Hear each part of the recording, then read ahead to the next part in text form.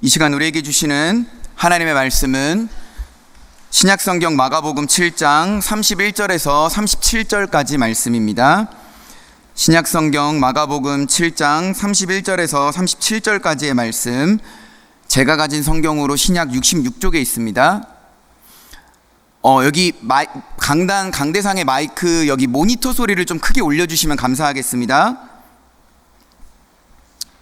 마가복음 7장 31절에서 37절까지의 말씀, 신약 66쪽에 있습니다. 저희 다 찾으신 줄로 알고 저부터 한 절씩 교독하도록 하겠습니다. 예수께서 다시 두로 지방에서 나와 시돈을 지나고 데가볼리 지방을 통과하여 갈릴리 호수에 이르시매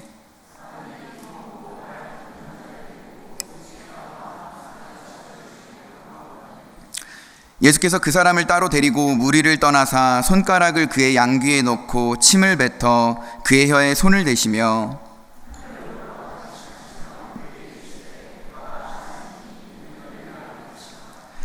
그의 귀가 열리고 혀가 맺힌 것이 곧 풀려 말이 분명하여졌더라.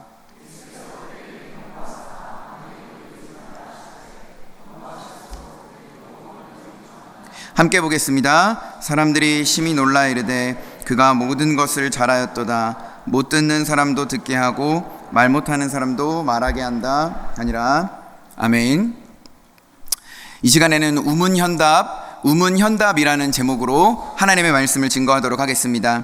우리가 오늘 보게 되는 성경은 마가복음입니다. 마가복음 속에 오늘 나오는 장소는 갈릴리 호수입니다.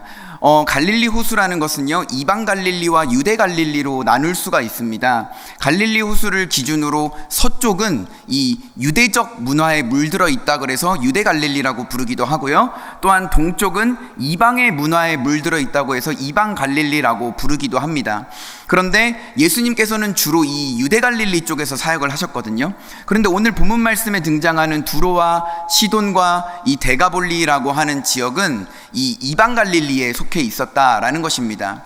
그런데 오늘 이 이방 갈릴리에는 어떤 사람들이 있습니까? 이방인들이 있겠죠. 예수를 모르는 사람들, 하나님을 믿지 않는 이방인들이 살고 있는 곳이 바로 이 이방 갈릴리입니다.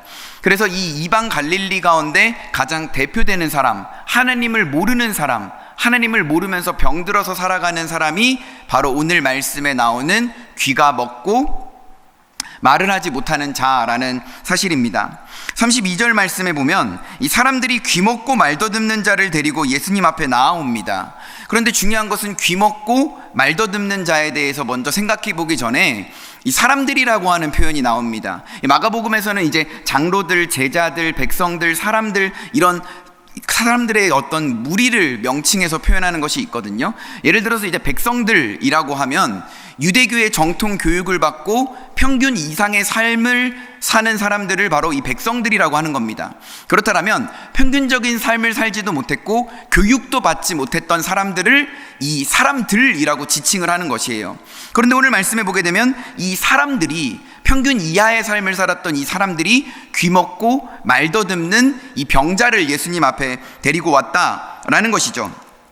그래서 예수님한테 고쳐달라라고 이야기를 합니다. 그러니까 예수님이 어떻게 하시냐면 무리를 떠나서, 그 사람들의 무리가 있는데 무리를 떠나서 이 병든 자를 데리고 갑니다. 그래서 어떻게 하시냐면 손가락을 이제 양 귀에 넣고요, 그 다음에 침을 뱉으셔가지고 그 사람의 혀에다가 이렇게 갖다 대십니다. 그러면서 이제 고쳐주시는 것이죠. 그런데 특이한 것은 이 손가락을 귀에 넣는 거는 좀 어떻게 좀 이해가 될지 모르겠는데, 침을 뱉어가지고 남의 혓바닥에다가 이렇게 손을 얹고 이렇게 하는 것들은 어떻게 보면 좀 이해되지 못할 수 있는 상황입니다. 그런데 침을 뱉는다, 뭔가 좀 독특하지 않습니까? 그런데 사실 이 침을 뱉는다라는 표현을 생각해 볼 때 가장 많이 침뱉음을 당했던 사람은 바로 예수님이었다라는 사실이죠. 예수님은 십자가를 지시기 전에도 침뱉음을 당하셨고, 십자가를 지시면서도 침뱉음을 당하셨고, 십자가를 지시고 나서도 침뱉음을 당하셨다라는 사실입니다.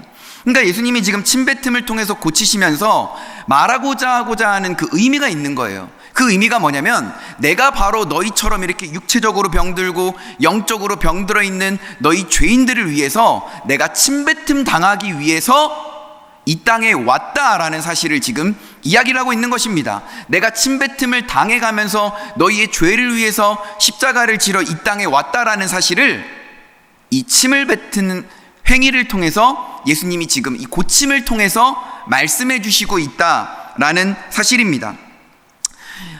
예수님께서는 죄가 없으신 분이죠. 히브리서 4장 15절에 보면 예수님은 우리와 똑같이 시험을 당하신 이로되 이 죄가 없으신 분이라고 이야기를 했어요. 죄가 없으신 예수님께서 우리의 죄를 위해서 침뱉음 당하고 고난 당하고 십자가를 지셨다라는 사실입니다.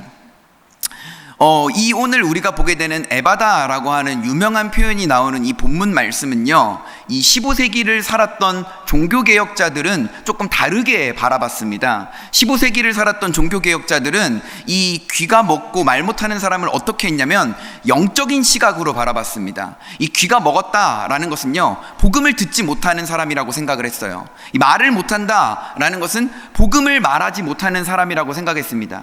그러니까 귀가 먹고 말을 못한다라는 것은 복음을 듣지 못하고 복음을 말하지 못하는 사람이라고 해석을 했어요. 근데 복음을 듣지 못하고 복음을 말하지 못한다? 그럼 이 사람은 어떤 사람입니까? 영적으로 죽은 사람이에요. 그러니까 15세기를 살았던 종교개혁자들은 듣지 못하고 말하지 못한다라는 것은 복음을 듣지 못하고 복음을 말하지 못하는 영적으로 죽은 송장과도 같은 사람이다라는 것으로 지금 이해를 하였다라는 것이죠.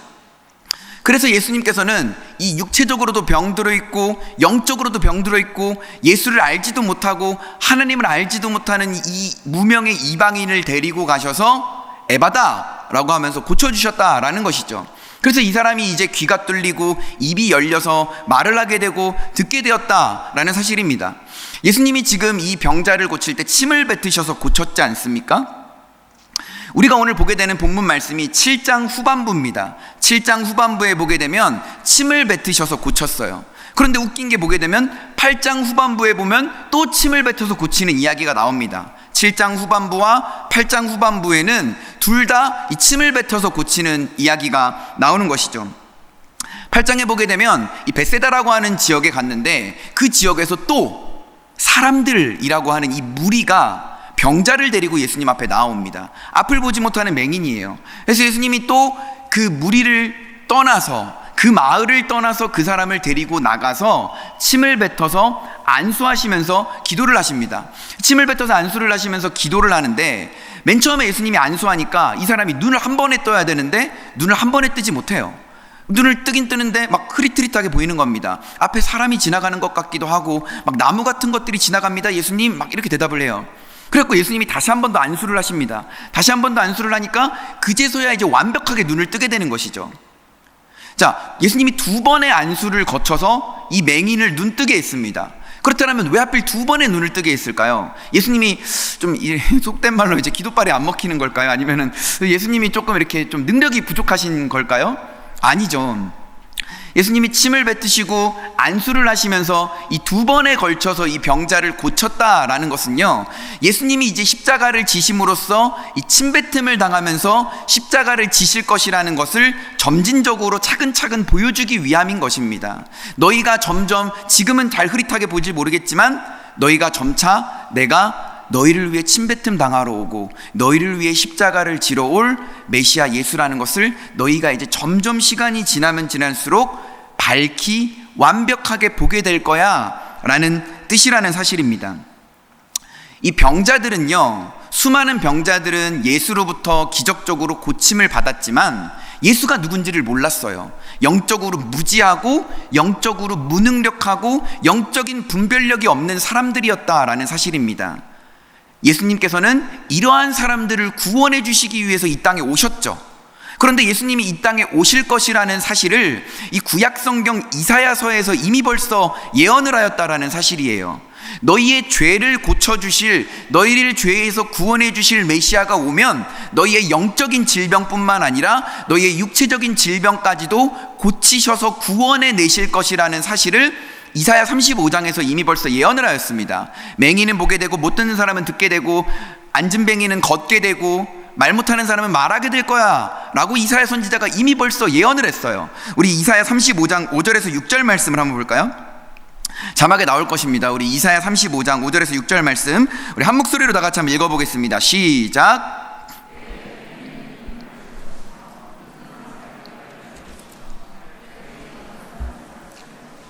말 못하는 자의 혀는 노래하리니 이는 광야에서 물이 솟겠고 사막에서 시내가 흐를 것임이라. 아멘. 이미 벌써 구약에서 너희들의 죄를 구원해 주실 메시아 예수가 오면 맹인이 보게 되고 못 듣는 사람이 듣게 되고 말 못하는 사람이 말하게 되고 못 걷는 사람이 사슴처럼 뛸 것이라는 이 예언이 이미 벌써 있었습니다.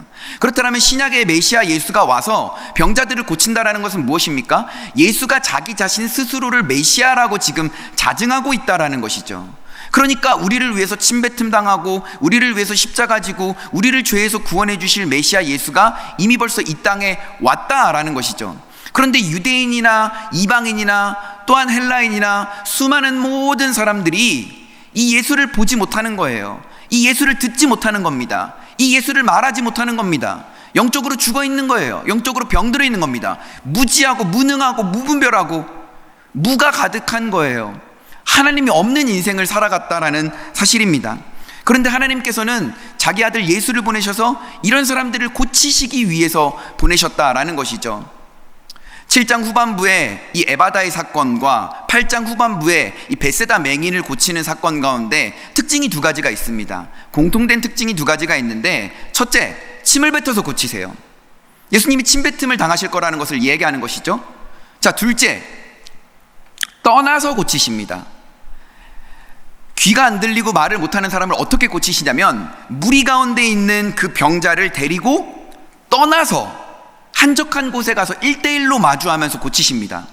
그리고 또한 벳세다 맹인도 마을 밖으로 데리고 나가서 침을 뱉고 고쳐주신다라는 사실이에요. 자, 그렇다면 사람들 다 보는 앞에서 고치면 예수님이 인기도 더 많아지고 병든 자도 고쳤기 때문에 어떻게 보면 수많은 사람들이 복음을 더 많이 듣고 예수님의 능력을 더 경험할 수 있는데, 예수님은 왜 하필 무리를 떠나서 고치셨을까요? 왜 하필 마을 밖으로 데리고 가서 고치셨을까요?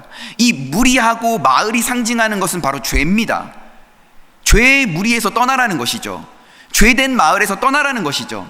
그러면서 예수님이 병자들을 고치고 뭐라 그러냐면 마을로 돌아가지 말라라고 얘기를 하십니다. 무슨 뜻입니까? 너가 지금 영적으로 무지하고 무능한 너가 예수 그리스도를 만났으니 이제는 더 이상 죄되었던 그 과거의 삶으로 돌아가지 말라라고 지금 이야기를 하고 있다라는 것이죠. 그렇기 때문에 무리에서 떠나고 마을에서 떠나서 고치셨다라는 사실입니다. 그렇기 때문에 오늘 말씀에 나왔던 이 벳세다 맹인도 이 에바다의 은혜가 있어야 되는 거예요. 열리는 은혜가 있어야지 눈을 뜨게 되는 것입니다. 또한 귀가 안 들리고 말을 못하는 사람도 이 에바다의 은혜, 귀가 열리고 입이 열리는 은혜가 있어야 된다라는 것입니다. 그런데 우리가 보게 되는 이 에바다라고 하는 이 표현은요, 많은 사람들이 좀 오해를 하고 있어요. 에바다라고 하는 표현은 한글 성경에도 번역해 보게 되면 열리다라고 되어 있거든요. 근데 이건 잘못된 번역입니다. 약간 좀 많이 모자란 번역이에요.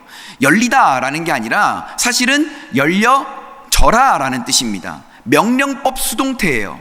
그러니까 열려져라, 이 표현이 조금 좀 부자연스럽지 않습니까? 열려라, 열어보지 않을래? 열면 좋을 것 같아가 아니라 열려져라라는 뜻이에요. 명령법 수동태입니다. 그러니까 열어줄 수 있는 사람이 이것을 수동적인 개념으로 열어줘야지 열리는 거예요. 그렇다면 열어줄 수 있는 분은 누굽니까? 하나님밖에 없는 것이죠. 그러니까 하나님께서 열어주셔야지만 열릴 수 있는 게 바로 이 에바다의 은혜라는 사실입니다.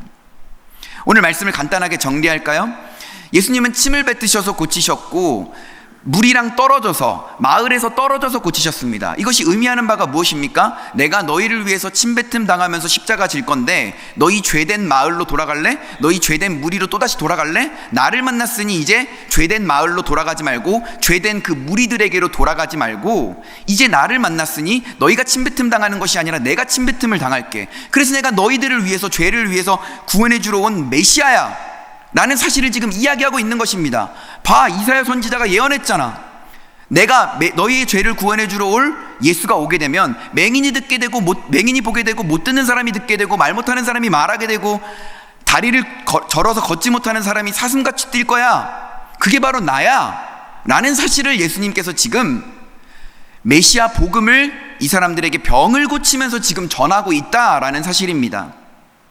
자, 그렇다면 이 귀 먹고 말 못하는 사람 고치고 벳세다에 살고 있는 맹인 고치고 이 고치는 이야기가 오늘날 살아가는 우리에게 어떤 의미가 있을까요? 우리 두 가지 사실로 한번 좀 적용을 해보기를 원합니다. 첫째, 열리는 은혜를 사모해야 합니다. 우리 한번 따라해 볼까요? 열리는 은혜를 사모해야 됩니다. 우리 한 번만 더 따라해 보겠습니다. 열리는 은혜를 사모해야 합니다. 여러분, 예수님을 알아보는 것, 예수님을 믿는 것, 예수님을 듣는 것, 예수님을 말하고 예수님을 보는 것, 다 하나님께서 이 에바다, 열려주시는 이 은혜가 있어야지만 우리가 믿을 수 있다라는 거예요. 여러분, 예수를 믿는 것도요, 내가 믿고 싶다고 해서 믿을 수 있고 내가 믿기 싫다고 해서 안 믿을 수 있는 게 아닙니다. 하나님이 열어주시는 거예요. 에바다, 열려져라의 은혜가 있어야 되는 것입니다. 그렇다면 우리는 열 수 없는 사람들이잖아요. 우리는 절대로 열 수 없는 사람들입니다. 그럼 우리가 무엇을 사모해야 됩니까? 열려지는 은혜를 사모해야 된다라는 거예요.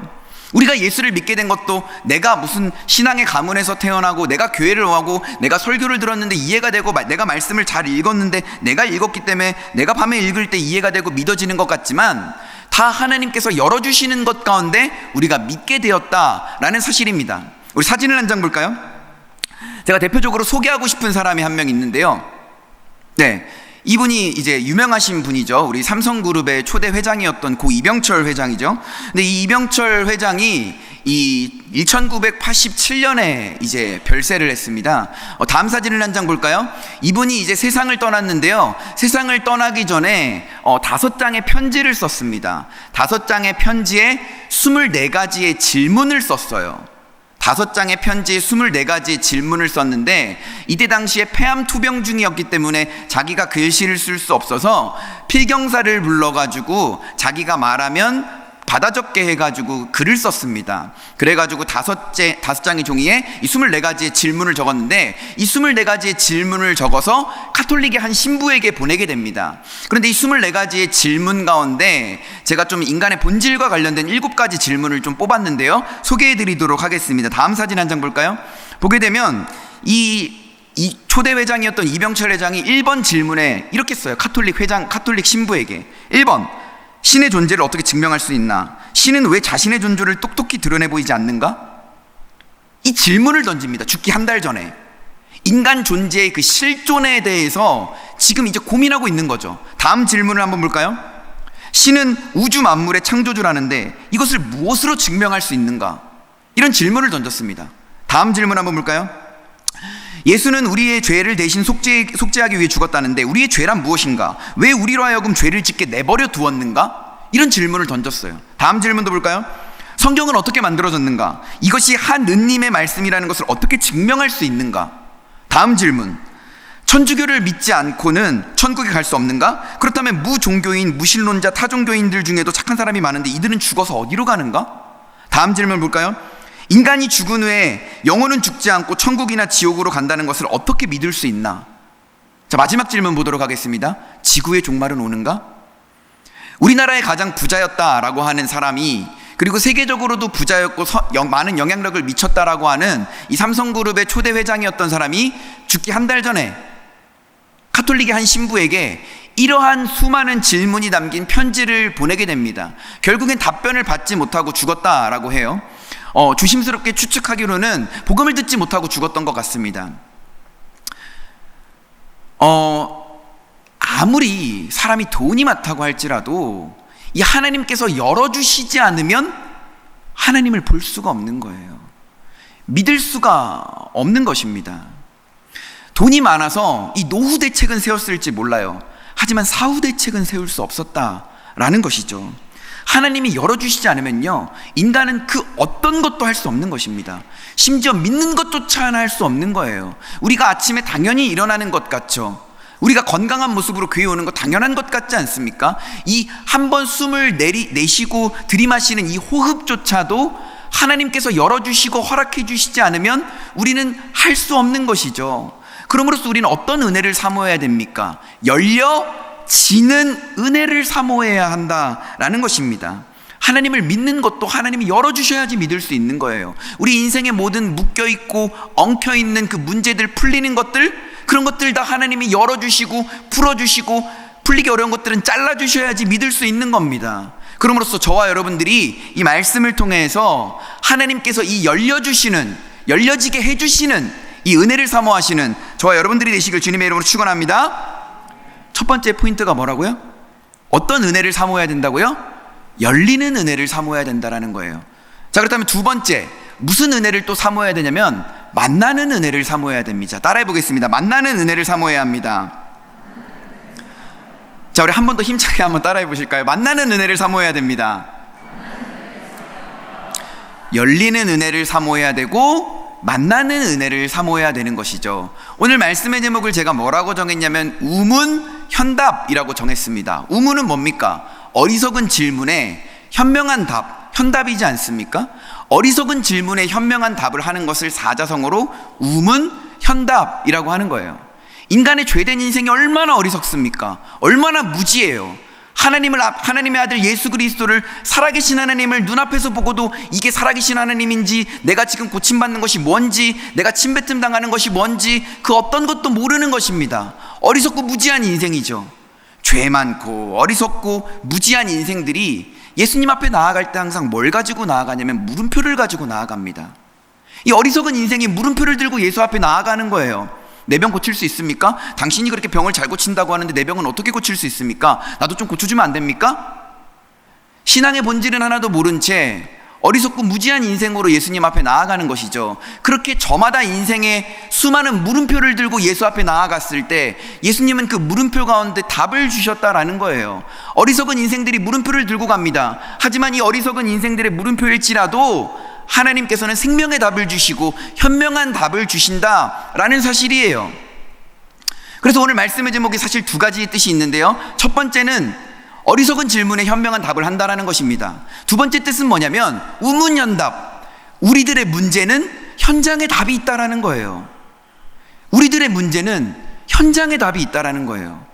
예수 그리스도를 만나러 가는 그 현장에 답이 있습니다. 여러분, 마가복음이라는 성경을 보게 되면요, 놀랍게도 정말 공통점이 많습니다. 마가복음 2장에 보면 중풍병자를 누가 데리고 갑니까? 사람들이 데리고 갑니다. 사람들이 계속 등장해요. 마가복음 2장의 중풍병자도 사람들이 예수가 계신 현장으로 내려갑니다. 마가복음 5장의 회당장 야이로도 자신의 죽어가는 딸을 살리기 위해서 무명의 청년 예수 앞에 무릎을 꿇습니다. 마가복음 5장에 보면 혈루증 걸린 여인도 피가 계속 철철 흐르고 유대인들이 사는 정상인들이 사는 마을에 들어가면 돌에 맞아 죽을 수 있지만 그 위험을 감수하고도 예수가 계신 그 현장에 예수를 만나러 나아가는 것이죠. 마가복음 7장, 우리가 오늘 봤던 본문에 보게 되면 귀가 들리지 않고 말을 하지 못하는 이 사람도 예수를 만나는 현장 가운데로 나아갑니다. 예수한테 만나는 은혜를 사모하기 위해서 나아가는 것이죠.